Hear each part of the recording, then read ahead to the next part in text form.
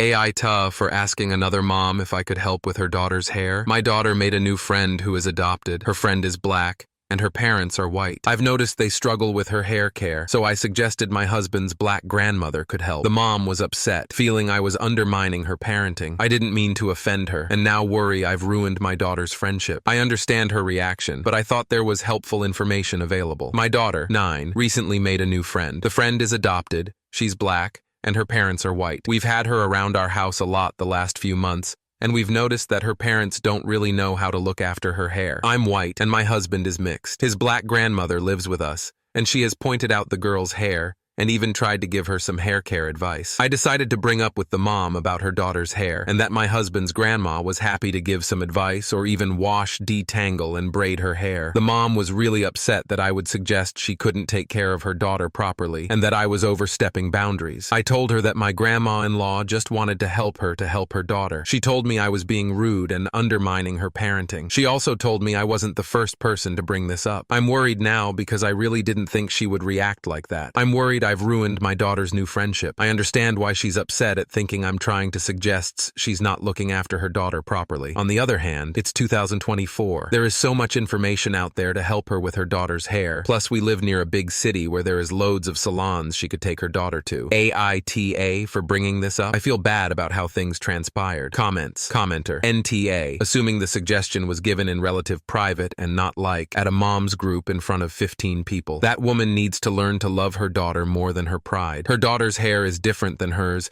and it requires different skills and tools to care for. I am roughly 100% certain that if she walked into any black salon, don't be weird about this comment, y'all, you know what I mean, or beauty shop, the people in it would love to help her and her daughter. Commenter. I have very tight curly hair. I was adopted by a single dad, and he had no idea what to do with my hair. He took me to a salon where all the hairdressers were white, and the only suggestions they had were to cut off all my hair or chemically straighten it. He took me to an African-American salon, and they taught him how to care for my hair. We went in once a week, and the ladies taught him, and I, when I was old enough, different ways to care and style my hair. Since I was growing up around men only, they became my aunties and taught me about life along with my hair. Story 2. Wife is having an affair with a coworker. Need urgent advice on what to do next. We have been married for almost 10 years now, and about a month back I found out that my wife is having an affair with a colleague of hers. This is not the first time she had cheated. About 7 years ago I found out about her first affair and second affair. I was hurt, broken, and most importantly weak to walk out of it. Background on why I didn't end it 7 years ago. We had an arranged marriage and were off to a rough start because of different family values and all. My parents were not helpful as well. So I got a job in a different city and moved away our families. That helped. At least that's what I thought. When I confronted her of the affair, she said that it because of all of the family issues,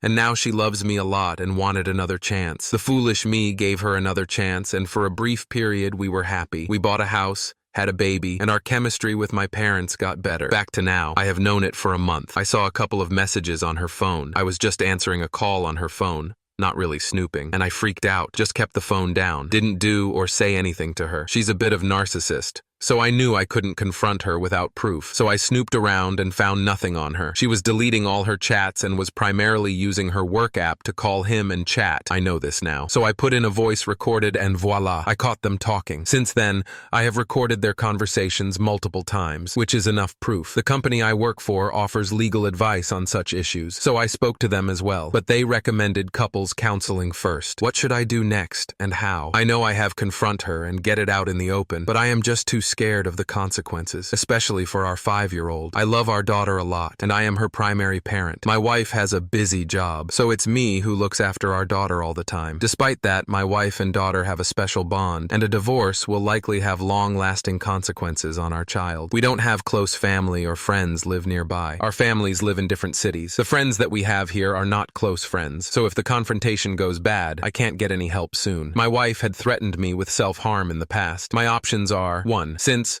we had an arranged marriage, should I tell her family first and ask them to come before confronting my wife? 2. Confront my wife first and discuss it among ourselves before bringing anyone else in on it. 3. The guy my wife is involved with is also married and is apparently going through a marital dispute. Should I also tell his wife about all this? This might give her some leverage in the dispute. My mind is in a very dark place, and I really think about destroying this guy's life as he has played his part if destroying our family. Please help. If it wasn't for our daughter, I would have walked out of this marriage right now, but I love her so much and can't even the pain this separation will bring her. Relevant comments. Commenter: not the first time she cheated? You gave her one too many chances. You should have divorced her when she cheated the first time. That's the reason it lasted 7 years. You believed the lying, cheating beach. Being a bit of a narcissist is like being a little bit pregnant. You're either are or you're not. There is no in between. Find your manhood and get with a divorce attorney ASAP. I'd go the nuclear option and send a blast email to everyone to which you have ever come in contact. Get out in front of the narrative so she can't spin this into her being the poor little victim. OP: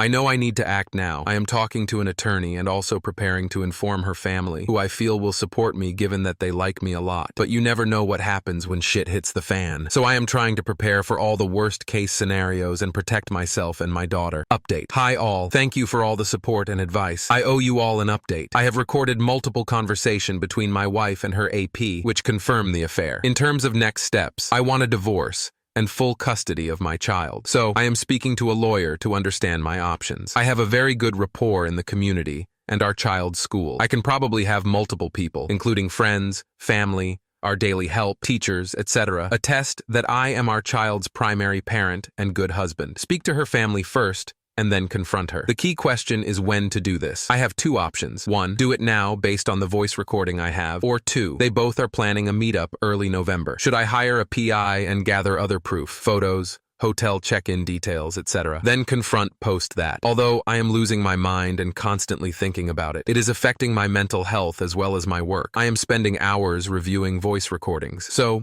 might not be the best to wait till early November, but that will give me time to prepare legally and financially. Also, if you have any advice on how to prep a 6-year-old for this change, please share. Curious to what you all think. As always, thank you for sparing your thoughts and advice. Comments. Commenter: confrontation is never beneficial for the betrayed spouse. Divorce: the wayward spouse knows exactly what evidence they have and can spin BS. Reconciliation: Darvo, trickle truth, mind games, etc. Just expect to be miserable, lied to, and cheated on forever if one is determined to stay. Cheating is not a mistake, it's a character flaw. Commenter: consult with a lawyer before you do anything. When you talk to her family, a lawyer gives the okay, do it in a mass email. Include images, voice recordings, and the whole works. Make sure there is absolutely no doubt about what she did. Story 3. My friendship ended after a trip to Japan. Finding out my friend of 5 years was an absolute when taking her on her first trip to Japan 1 year after I moved back from there. What did she do? Wouldn't add to the itinerary at all, but complained every single day when we got there. I took her to popular stations in Tokyo since it was her first time, and we had 7 days. But she wanted to go to the beaches and rise at 5 a.m. and stay out till 2 a.m. like she does in Mexico. Compared everything to Mexico, even wanting to tip a restaurant owner in USD because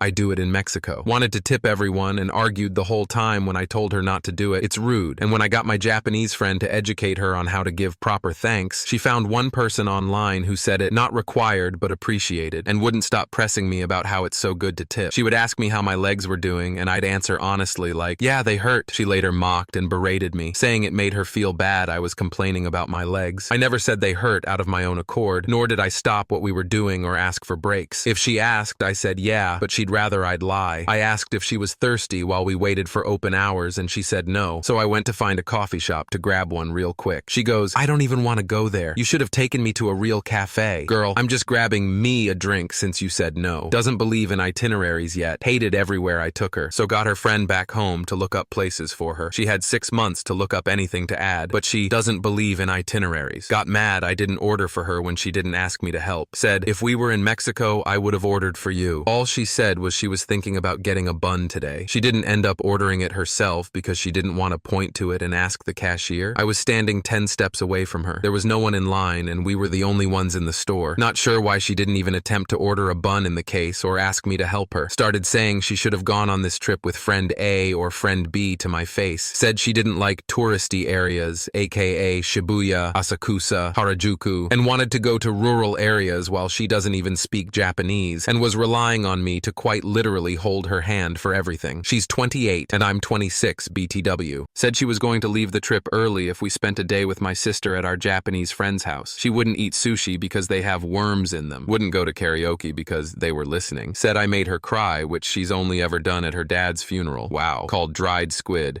A gag gift she can get her family. Accused me of cutting her luggage and wouldn't take out yen from the ATM, so I did, and she paid me back. Tried to tell me data works fine compared to our pocket Wi-Fi, and that we can just leave the Wi-Fi at the hotel when I asked her to hold it for us. I lived in Japan and will not go anywhere without a pocket Wi-Fi. This isn't even half of it. A whole 7-day nightmare. For the first time in my life, I actually slept through an entire 9-hour plane ride on the way back. ETA. I totally forgot some of the more fucked up things like asking, "Do you have an eating disorder?" or telling me she was going to smack my hand because I had it near my nose as I was choking on so much secondhand smoke my throat was getting raspy, and trying to convince me it was my fault that I was getting inappropriate stuff happening to me. Ex-man chased me down the streets of Ikebukuro wanting to go to a hotel, but it's my fault because I was standing alone at the station. And yes, a day after we landed, I told her off and blocked her on everything. ETA. Anyone want to guess the profession she's pursuing? Relevant comments. Commenter. Sounds like she ruined what should have been an amazing journey. The light in this is you know who she truly is. Commenter. I did read somewhere that the best way to really get to know a person is to travel with them. I'm so sorry this happened to you. It looks like your ex-friend isn't ready to experience the world and expects the world to adjust to her. Commenter. Wow, that's terrible. Japan is literally my dream destination,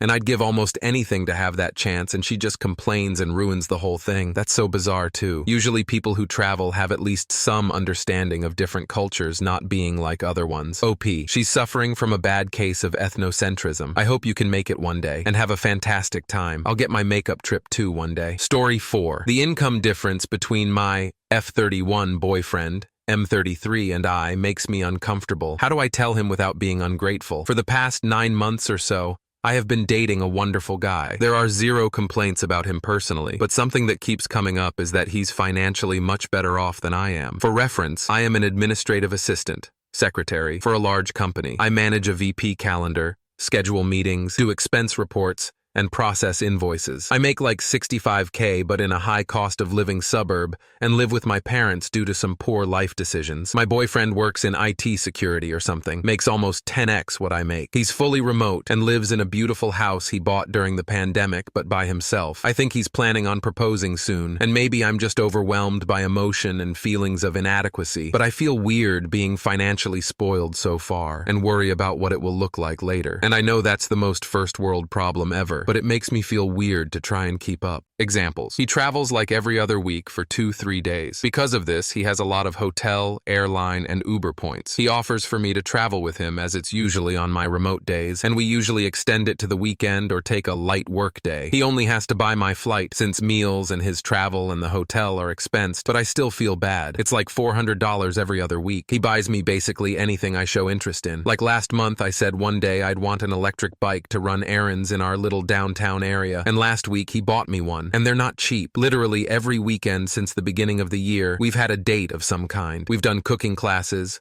hot air balloon rides, sailing, fancy restaurants, football games, baseball games, concerts, horseback riding, like it's a lot. And he plans it all. I couldn't afford 1/10 of this. He bought me nice jewelry about a month in and has gotten me on this whole capsule wardrobe thing, which has basically been an excuse to buy me really expensive clothing and accessories, but they're everyday stuff. I absolutely love it, but I feel very guilty about it. An admin should not have the wardrobe I have. I want to tell him to not offer me these things or to plan more affordable adventures so that I can financially contribute to them, but I don't want him to have to lower his standards for vacation or fun just for me. I think a lot of it stems from growing up in an upper middle class family and ruining my opportunities due to some poor life choices and now feeling like I don't deserve nice things, but it just makes me feel like I'm never going to be able to thank him or return the favor. Do I just start turning some dates and gifts down? Or do I have a talk about wanting to do cheaper things solely because I want to be able to pay my share, or at least like a quarter. Relevant comments. Commenter, I want your problems. I doubt he cares. I've always made more than my wife. It's just part of life. Make the wage gap work for you, or whatever they're saying these days. OP, I don't think he cares, but I never want him to feel used, and providing something back financially makes me feel more worthy, as dumb as that may sound. Commenter, speaking as someone in a similar situation to your BF, please don't feel the need to provide the same value financially. I don't want to say for certain, but I'd wager he's just like the rest of us. The emotional support you provide far outweighs the difference in finances. Making money is almost the easy part here. Finding someone who's with you through thick and thin and is an emotional support to fall back on is much harder. You should tell him how you feel, though, if you want reassurance. I'm sure you two can work out a way to make you feel like you're contributing equitably to the relationship. OP, yeah, he had mentioned that he has not had a good time dating and has had trouble finding someone he can be himself around since he has to be someone else,